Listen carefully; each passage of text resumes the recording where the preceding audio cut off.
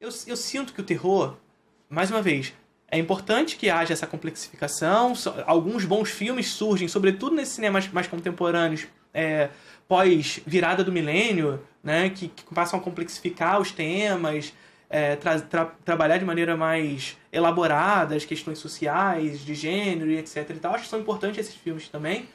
Mas também eu milito na ideia de que o terror, historicamente, carrega esse marco de um cinema mais direto, mais frontal, e que mesmo através dessa frontalidade, dessa maneira direta de se comunicar, conseguem trazer discussões profundíssimas. O próprio Frankenstein. Não, total. É um filme simples, é uma história simples, para além do filme em si, e que discute inúmeras coisas, inclusive identidade de gênero, sabe? Inclusive a existência, né?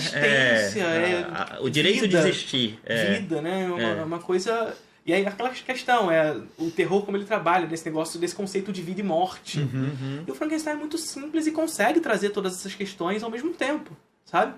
A gente pensar em filmes até mais recentes que trabalham sobre essa questão e que foram muito prejudicados após essa noção de um cinema mais complexificado, filmes como Garota Infernal, por exemplo, da Karen Kusama, que é um body horror e que tem essa maneira mais direta de lidar com o monstro, né? Com a figura do vampiro, mas aí esse vampirismo feminino e tudo mais, mas que tá ali, mesmo de forma direta, frontal, simples, discutindo gênero, discutindo a questão da mulher na sociedade, discutindo uma série de questões de maneira muito direta.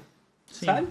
Eu acho que o body horror, nesse contexto desse cinema mais, digamos, que tenta ser mais complexo, eu acho que ele começou meio prejudicado, porque ele se viu meio muito simples diante de um cinema que estava se transformando e adicionando várias camadas ali de coisa.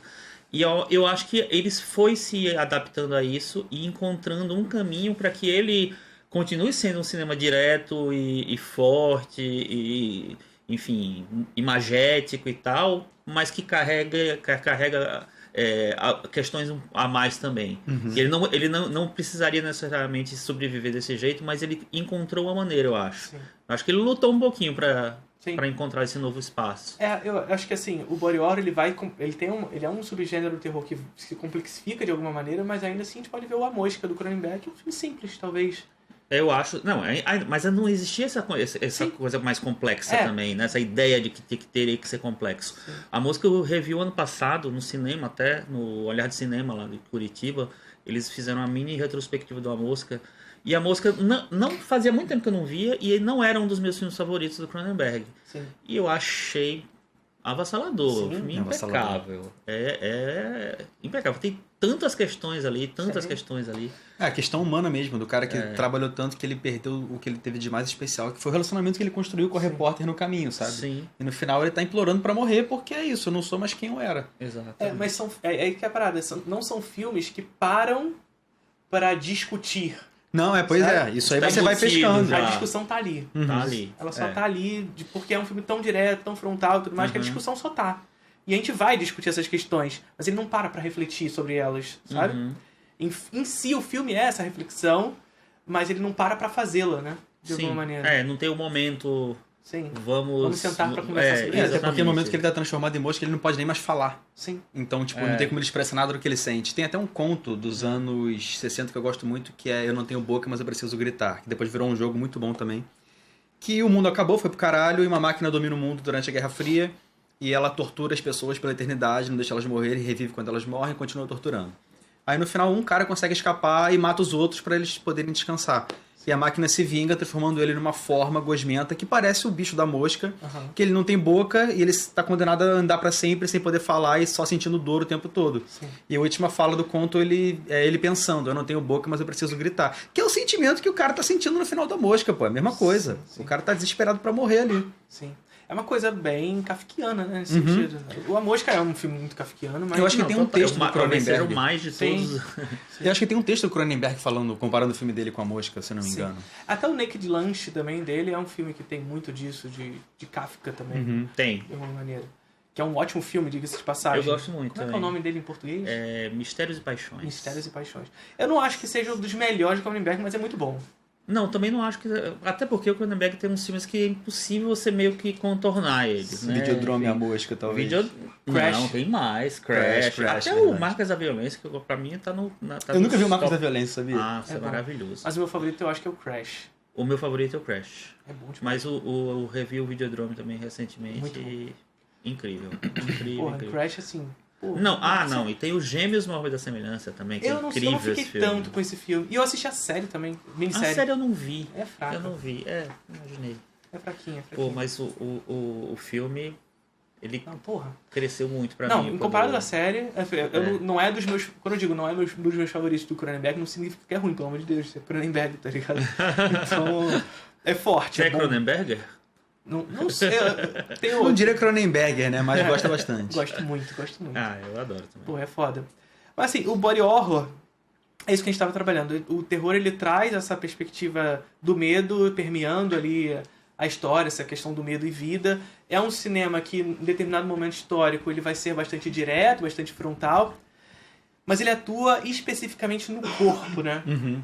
E quais filmes, assim, que vocês lembram que vocês... Assim, esse aqui é um... Cara, eu gosto muito de pensar como o body horror se manifesta diferente dependendo da sociedade. Você pega, por exemplo, Tetsuo, Homem de Ferro, um curta japonês de 84, eu acho, não lembro o nome do diretor.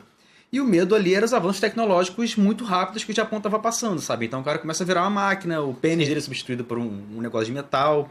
E são medos que a gente está tendo mais hoje aqui no Ocidente, mas no Japão, pelos avanços da época, já era o medo que eles tinham constante, sabe? É um pouco do Crash também, de alguma maneira. Sim. Porque ele traz esse negócio de fazer sexo com carro, na verdade... Não foi o Titanic que inventou. Não foi. Não foi mesmo. E é uma questão de, tipo, é sexo com a tecnologia, tá ligado? Sim. Essa tecnologia avançando nessa virada do milênio, sabe? É um filme de 96, beirando ali a virada do milênio. 96, né? 96. Beirando ali a virada do milênio, então assim, porra...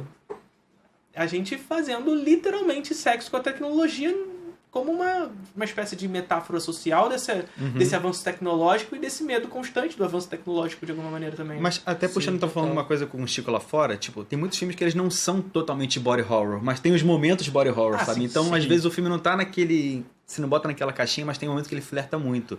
O próprio Possessão, do Azulavsky, não, o diretor.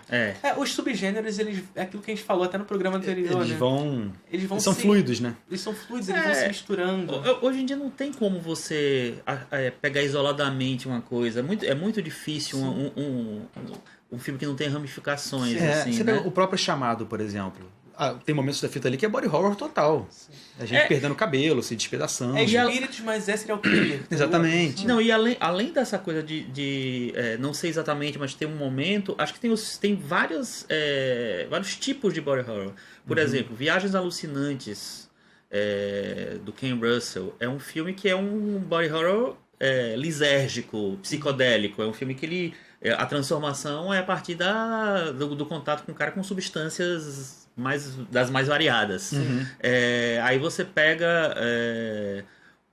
Tem os body horrors que são mais de serial killer. Tem uma infinidade, assim. Momentos da saga Hannibal, por exemplo. Tem momentos de body horror ali. Ele comendo o cérebro do Ray Liotta, por exemplo. Sim. O Enigma do Outro Mundo, do Carpenter. Sim. Então, é body horror cósmico. Pois é. Exatamente. O body horror cósmico, ao mesmo tempo, é aquele horror de aprisionamento, né? Aquele negócio de você estar num lugar e você precisa escapar, que o Rush do Flanagan faz, ou os filmes como Cujo, que você está dentro do carro, ou Propriedade, um filme brasileiro. Bom filme, Propriedade. Bom filme. Você gosta de Propriedade? Gosto bastante. Só que aqui tem o monstro que se apropria do corpo, e o corpo como uma manifestação desse medo. Um filme da década de 80, então está discutindo ao mesmo tempo as questões da Guerra Fria e tudo mais, daquele contexto, desse medo do que vem de fora, mas também as IST. Né? O filme só acontece porque eles matam o cara que era polonês, eu acho, que estava querendo alertar ele sobre a merda que ia acontecer por causa do cachorro, que estava contaminado pelo ET. Sim. E é isso. Toda essa questão da IST que está intimamente relacionado com uma ideia do corpo, né? Desse demônio, dessa coisa de outro mundo que vai te dominando o seu corpo um a um e você não sabe quem é que tem. E é curioso porque tanto ele quanto a mosca, que são dois talvez pilares aí do body horror, são 2 refilmagens de filmes que lançavam mais timidamente essa questão. Mais timidamente não, mas é porque eu acho que tinha uma limitação de tecnologia também. Então, enfim. O Enigma original é do Howard Hawks, né? O Monstro do Ártico. Monstro do Ártico. Eu não sei, não lembro, eu acho que é um filme que ele não assinou, mas ele dirigiu. Ele ou é um codinome ou é um outro cara que assinou, enfim, não lembro direito. Mas é isso, assim, o do Carpenter vai muito mais além, vai, enfim. E vai além e aí vai nessa direção, né? Porque o filme do Hawks é o quê? Década de 50?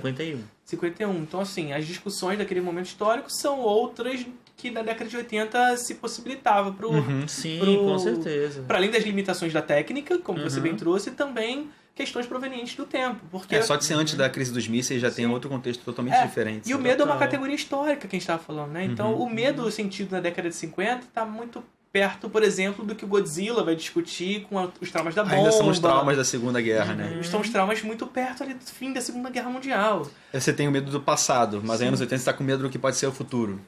Com o passado recente e o que vai vir, né? O que vai acontecer, né? E aí essa figura dessa coisa que domina corpos e que se manifesta em determinados momentos como uma figura grotesca, ameaçadora, mortífera, mas você não sabe como derrotá-la, né? E não tem como, né? Esse que é o legal do filme, porque é uma tragédia. Do momento que eles não mataram o cachorro, já se fudeu todo mundo. Porque ela domina o sangue. Sim. Tá ligado? É no sangue que ela tá presente. Ali, botando fogo no sangue que a gente descobre quem tá com a parada, sabe? Então, ela tá no sangue. Ela passa pelo sangue pelas pessoas. Então, tem uma discussão muito forte com as ISTs. Mas mais do que isso, umas discussões sobre as ISTs daquele momento histórico, da década de 80. Exato. Não faz sentido essa discussão hoje. É outra discussão sobre IST, né? Só que essa parada de como isso se manifesta corporalmente nesses personagens. Como isso reverbera grotescamente nos filmes do Carpenter, né? Total. Esse filme que o Matheus citou, o Tetsuo, é um filme que é impressionante, porque é um filme que ele é exatamente isso, a deformação que vem da relação com a tecnologia e tal. E ele é impressionantemente filmado. Ele é stop motion, né? Tem várias coisas em stop motion e tal. Tem umas cenas assim, eu lembro quando eu vi faz muito tempo, deu até vontade de rever. De deformação mesmo. É curta-metragem? Não, é um longa. É longa. Eu lembro, pela minha cabeça, tinha uns 50 minutos o filme.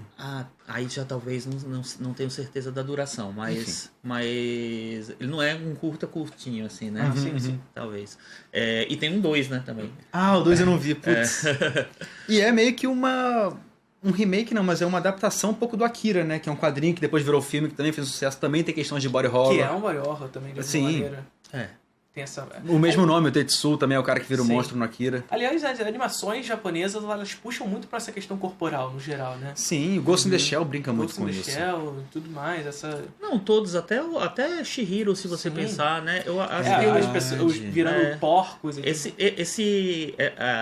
Essa característica do cinema japonês, de animação, principalmente, que tudo é muito livre, né? O tráfego entre as coisas é muito livre. Essa coisa de incorporar mitologia, de incorporar planos diferentes de existência, assim.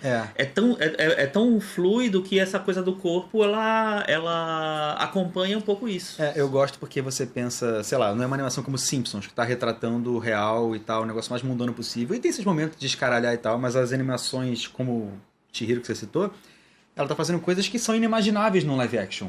Então ela tá aproveitando a máxima potência de uma animação daquela linguagem, sabe? Isso é muito maneiro. Que os Simpsons, por exemplo, eles trabalham muito mais no texto, essa lógica meio não é nenhuma crítica aos Simpsons.